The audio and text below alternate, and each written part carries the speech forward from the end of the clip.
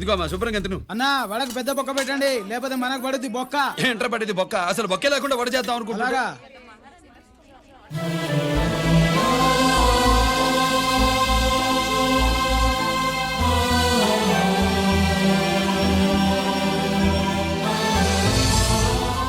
వాడెంత కష్టపడుతున్నాడో చూడండి. వాడు కష్టపడిపోతున్నాడని నువ్వు బాధపడుతున్నావు, ప్రయోజకుడయ్యాడని నేను ఆనందపడుతున్నాను. ఏంట్రా? అమ్మ నాన్న వచ్చారన్నా?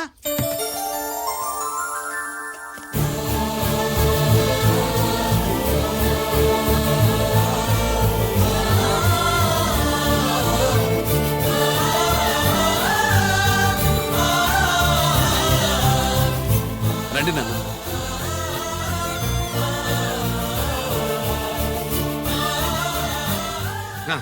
నాన్న, నా చేతులతో నేనే టిఫిన్ చేసి తీసుకొస్తాను. ఒరే, అమ్మ నాన్నలకి దోశ నేనే వేస్తాను. ఓకే అన్నా. ప్రాసిక్యూషన్ వారి వాదన విన్నావు కదా. నీతో పాటు ఈ ర్యాకెట్లో ఎంతమంది ఉన్నారు?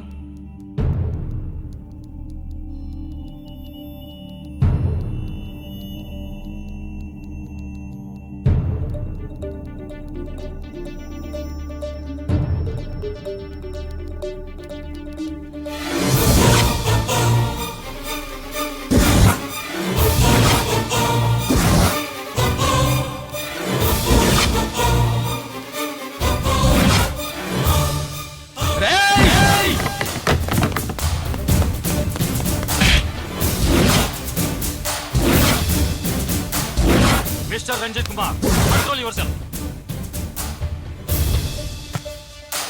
అతను చెప్పిన దాని ప్రకారం వివరాలు సేకరించి కల్ప్రిట్ అరెస్ట్ చేసి కోర్టులో హాజరుపరచండి. తినండి.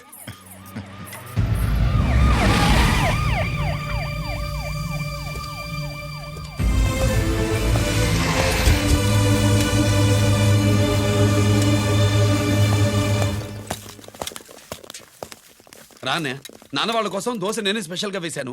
నువ్వు తిందు గానీ రా. సారీ, నేను డ్యూటీ మీద వచ్చాను. కమాన్, వెతకండి.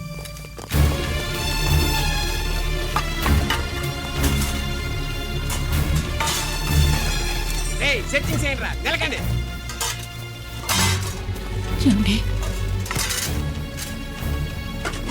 ఉల్లిపాయలు లేటుంటుందిరా పొట్టు, పచ్చిమిరపకాయలు ఎత్తుకండి రా.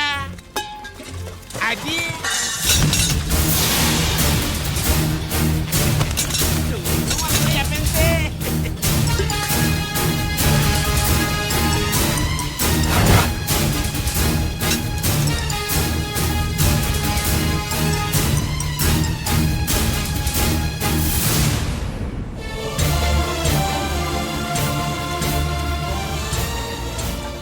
అవి స్టోర్ రూమ్ లోకి ఎలా వచ్చాయో నిజంగా నాకు తెలియదు అన్నయ్య.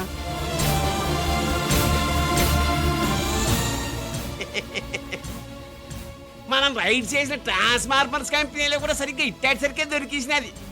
తమ నిజాయితీగా ఆఫీసర్ కదా, దొరికితే తమ్ముడు తండ్రి లేదు ఏసీడివే ఇటువై ఏతంతో ప్రూవ్ అవ్వాలి కదండి. ఇంకేంటి ప్రూవ్ అయ్యేది? రెడ్ గా దొరికేసినాడు కదా, బొక్కలో దోషీడమే.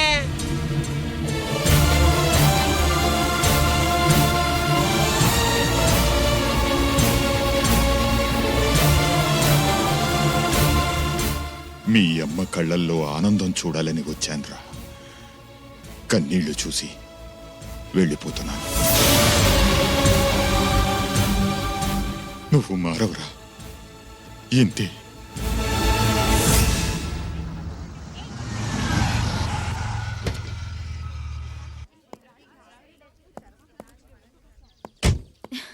రామా,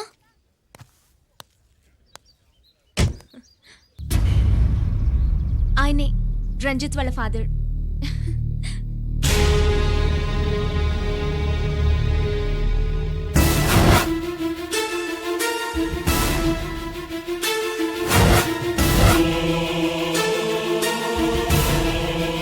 రామా,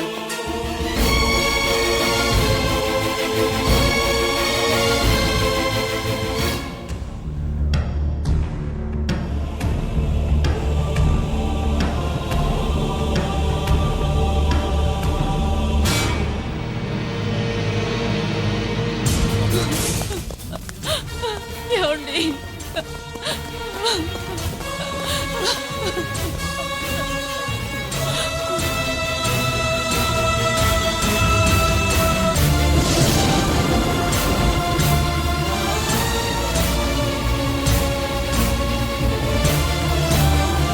నా కప్పులని కరిగించి నేనే చేయించానన్నా.